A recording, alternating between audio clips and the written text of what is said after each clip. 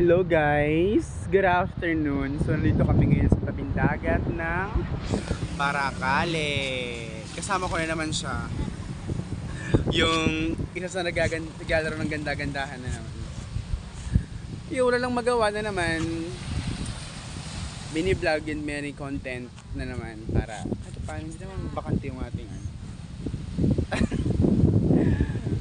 kinakailangan kasi marami pa rin tasks sa Meta. Charis. Napagtribang ko lang talaga ngayon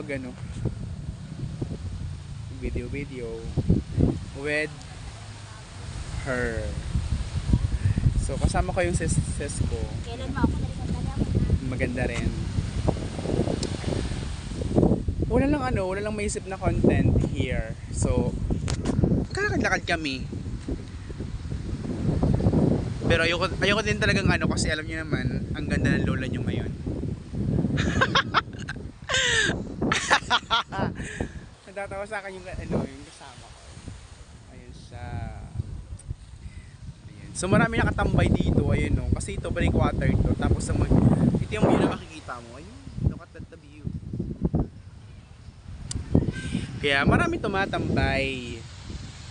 Mga students kapag umuwi dito sila tumatambay kasi mahangin kapag ganitong kahapon yan. So ayan yung sisi ko, diba ang ganda niya, mana sa akin. Guys, tuloy-tuloy nyo lang pag-support sa akin. Okay. Then same to my sisi. Yes. So, ayun, ang update sa buhay ko maganda pa rin, lalo nagpapaganda. So,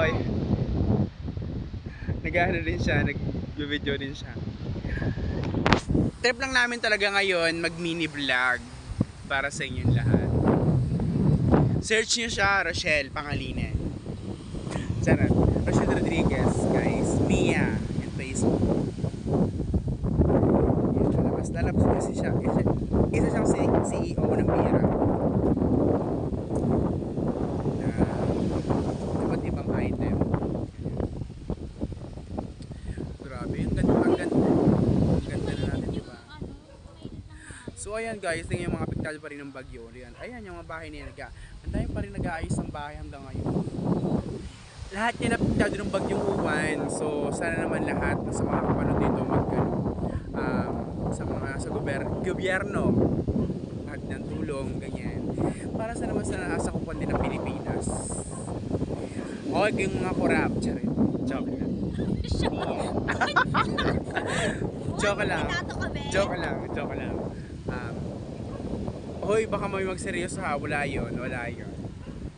Tsaka tayo magprotesta kapag bagunaw na ang Pilipinas. May kulang talaga, be. Joke lang. So yun lang naman guys, and enjoy all day and be safe all of you and stay healthy and beautiful like me. And yun lang. Bye bye. Love you.